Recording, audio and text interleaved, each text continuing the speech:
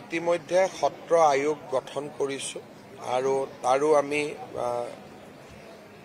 সত্ৰ আয়োগেও খুব সোনকালে কাম কাজ আৰম্ভ কৰিব আৰু তেখেতসকলকে এতিয়াৰ পৰা আমি বেদখলকে ধৰি সকলো সিদ্ধান্ত বা সত্ৰসমূহৰ কল্যাণৰ বাবে কাম কৰাৰ আমি দায়িত্ব দিম আৰু মই নিজেও চোৱা চিতা কৰিম। এজন মানুহৰতো আৰু দুটা ডিফাৰেন্স হ'ব নোৱাৰে, কিন্তু এইটোৱে ঠিক যে 100-2খন আসন পালে নিশ্চিতভাৱে দায়িত্ব আগতকৈ বেছি বাঢ়ে। গতিকে যোৱা 5 বছৰ আমি যিমান কষ্ট কৰিছিলোঁ এইবাৰ তাতকৈ আৰু বেছি কষ্ট কৰিম যাতে অসমৰ উন্নতি হ'ব পাৰে। তাৰ উপৰিও আমাৰ এটা সুনিৰ্দিষ্ট যোৱা 5 বছৰ 2021ত যেতিয়া আমি ইলেকশ্যন মেনিফেষ্টো আনিছিলোঁ তেতিয়া কোভিডৰ বিভীষিকা আমাৰ সন্মুখত আছিলে, সেইকাৰণে আমাৰ সংকল্পবোৰ সীমিত আছিল। কিন্তু এইবাৰ আমাৰ নিৰ্বাচনী ঘোষণা পত্ৰখনত আমি যোৱাবাৰৰ তুলনাত আৰু বেছি কাম কৰাৰ প্ৰতিশ্ৰুতি দিছোঁ আৰু মই নিশ্চিত যে আমাৰ ঘোষণা পত্ৰখনক আমি হাতে কামে ৰূপায়ণ কৰিম। অহা বাজেট সেশ্যন বিশেষকৈ আমাৰ এতিয়া মাৰ্চ মাহত বা ফেব্ৰুৱাৰীত এইবাৰ বাজেট হোৱা নাছিল। জুলাই 5 বা 6 তাৰিখৰ পৰা আমাৰ বাজেট অধিৱেশন আৰম্ভ হ'ব। বাজেট অধিৱেশনৰ আগতে বা 5 বছৰীয়া পৰিকল্পনা এটা লৈ বিভিন্ন বিভাগৰ লগত এইকেইটা দিন মই কথা পাতি থাকিম।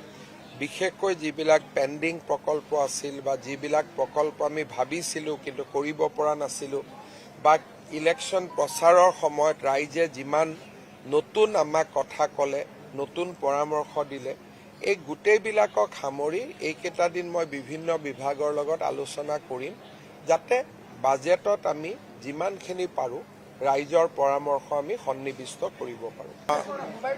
বিগত 12 মে তাৰিখে মই অসমৰ মুখ্যমন্ত্ৰীৰ দায়িত্বভাৰ গ্ৰহণ কৰোঁ। গুৱাহাটীৰ বাহিৰত মুখ্যমন্ত্ৰীৰ দায়িত্ব গ্ৰহণ কৰাৰ পৰা এতিয়ালৈকে মই কোনো কাৰ্যসূচী লোৱা নাই। মোৰ মনত আছিলে যে গুৱাহাটীৰ বাহিৰত যেতিয়াই ওলাম প্ৰথমতে বটদ্ৰৱা থানলৈ যাম, গুৰুজনাৰ আশীৰ্বাদ বিচাৰিম আৰু গুৰুজনাৰ আশীৰ্বাদেৰে গুৰুজনাই দেখুৱাই দিয়া পথেৰে অসমখনক আগবঢ়াই লৈ যাবলৈ চেষ্টা কৰিম। আজি মোৰ পৰম সৌভাগ্য হ'ল যে গুৱাহাটীৰ পৰা বটদ্ৰৱা থানলৈ আহি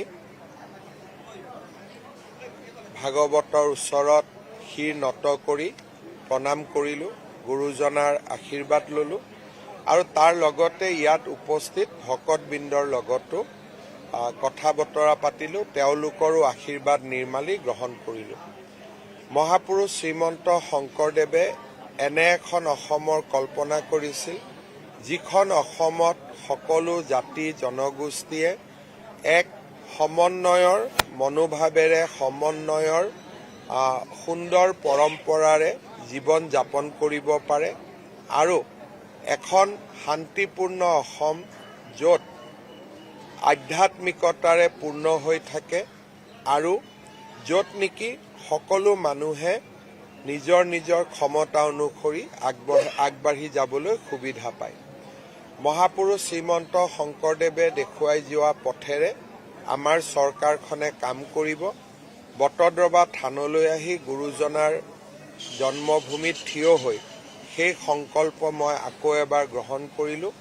অসমৰ ৰাইজক পুনৰ এবাৰ দ্বিতীয়বাৰলৈ বিজেপি চৰকাৰক শাসন কৰিবলৈ সুবিধা দিয়াৰ বাবে আকৌ এবাৰ কৃতজ্ঞতা জ্ঞাপন কৰিলোঁ। বটদ্ৰৱা থানৰ বিকাশ বা বটদ্ৰৱা থানৰ সকলো ফালৰ পৰা আগুৱাই লৈ যোৱা আমাৰ চৰকাৰৰ এক বিশেষ দায়িত্ব। থান পৰিচালনা সমিতিৰ সৈতে আজিও মই কেইবাটাও প্ৰকল্পৰ বিষয়ে আলোচনা কৰিছোঁ। থানখনক আগুৱাই লৈ যোৱাৰ ক্ষেত্ৰত নিশ্চিতভাৱে বটদ্ৰৱা থানৰ উন্নয়ন আৰু বিকাশৰ যি কাম আমি হাতত লৈছিলোঁ সি অনাগত দিনতো অব্যাহত থাকিব।